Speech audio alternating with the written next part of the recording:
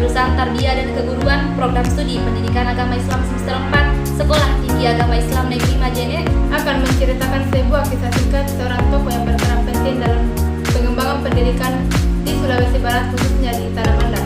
Siapakah tokoh tersebut? Mari kita simak kisahnya bersama-sama.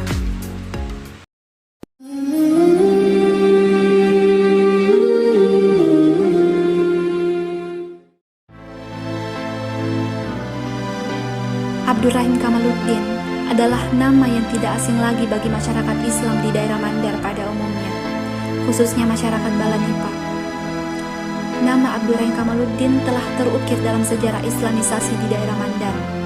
Sebagaimana diketahui bahwa sebelum agama Islam masuk dan berkembang di Indonesia, masyarakat menganut animisme dan dinamisme, bahkan ada yang ateisme, tidak memiliki kepercayaan sedikit pun. Apa yang terjadi pada pulau-pulau lain selain Pulau Sulawesi, begitu pula halnya dengan masyarakat Mandar. Islam masuk di Mandar sekitar paruh abad ke-16 Masehi, yang dibawa pertama kali oleh Abdurrahim Kamaluddin. Beliau adalah seorang muslim perantau yang berasal dari negeri Arab, lalu kemudian berdagang ke wilayah Sumatera dan melanjutkan perjalanannya ke Makassar. Setelah mengetahui kabar tentang etnis Mandar di bagian barat Sulawesi Selatan, Abdurrahim Kamaluddin melanjutkan perjalanannya menuju wilayah Mandar, lalu mendarat di pantai Tamangale, Balanipa, tepatnya di Pambusuang. Beliau akhirnya memulai menyebarkan syiar Islam dengan melakukan sholat Jumat pertama kali di Balanipa dan dirangkaikan dengan pembelajaran baca Al-Quran sebagai bentuk awal dimulainya pendidikan di Pambusuang. Sebelum menjalankan misinya sebagai mubalik dan penyiar dakwah Islam, terlebih dahulu beliau meminta izin kepada Raja Balanipa keempat, yaitu Kanna Ipatang Daita Tomuane, yang memerintah pada abad ke-7 atau sekitar tahun 1607 Masehi. Beliau menampakkan sikap sopan santunnya, kejujurannya, dan sifat-sifat moral baik di hadapan raja dan masyarakat Balanipa. Dan pada akhirnya, Raja memberikan peluang mendirikan sebuah mukim atau pemondokan sebagai tempat belajar Al-Quran dan praktek tata cara beribadah dalam Islam. Mukim ini didirikan di wilayah Balanipa, sekitar perbatasan desa Lambanan dengan desa Pambusuang. Beberapa hari kemudian, beliau akhirnya berhasil mengislamkan raja. Setelah raja terislamkan, ia pun langsung memproklamirkan ke seluruh kerajaan-kerajaan di Tanah Mandar bahwa agama Islam dijadikan sebagai agama resmi pada awal abad ke-17 atau pada tahun 1608 Masehi. Tuan Tak Tosalama Binuang mendirikan pusat pengkajian dan pengajian Islam di rumah-rumah warga dan mendirikan sanggar pertama di perbatasan Desa Lambanan dengan Desa Pambusuang yang dikenal dengan nama Masigi Lambanan. Arti umumnya yaitu Masjid Islam pertama di Mandar.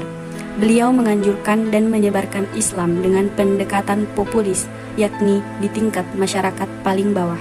Adapun metode yang digunakan dalam menyebarkan Islam adalah mendirikan pusat-pusat pengkajian dan pengajian keislaman dengan model halakah.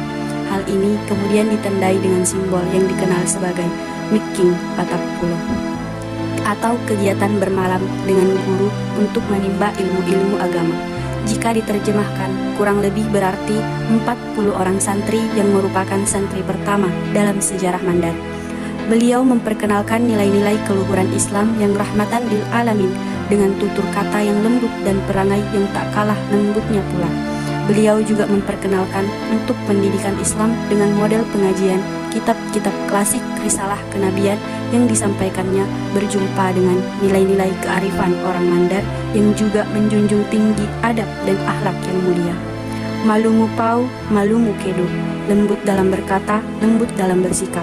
Pondasi keislaman yang berkebudayaan inilah kemudian yang diletakkan Syekh Bil Ma'ruf Abdurrahim Kamaluddin yang kini kita rasakan sekarang. Keislaman yang menjunjung tinggi harkat dan martabat kemanusiaan. Sekitar 25 tahun lamanya, Syekh Abdurrahim Kamaluddin membangun Islam di wilayah kekuasaan Kerajaan Balanipa.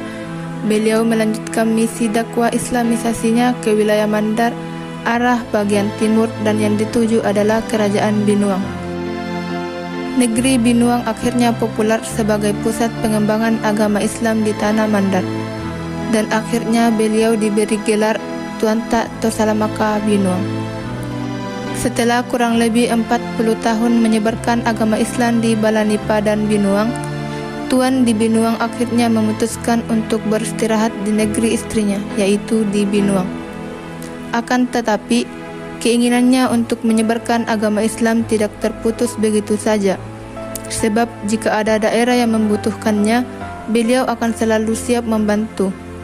Setelah 5 tahun beristirahat di Binuang, tepatnya di Pananian, akhirnya beliau pun wafat di Binuang, yang sekarang dinamakan Pulau Karamasang Binuan atau dikenal dengan Pulau Tosalamaka Binuang, dengan jarak hanya 4 km dari kantor Kecamatan Binuang. Jejak kehadiran Abdul Rahim Kamaluddin dapat dibuktikan dengan peninggalan beberapa tasbih berukuran 28 cm dengan jumlah biji tasbih sekitar 300 biji. Setiap bulan Ramadan, tasbih tersebut digunakan oleh kaum muslim berzikir bersama di Masjid Taqwa Pembusuang. Demikianlah akhir dari hikayat Tosalamaka Binuang Abdul Rahim Kamaluddin, seorang ulama besar karismatik yang akan selalu abadi di dalam sanubari masyarakat Mandar.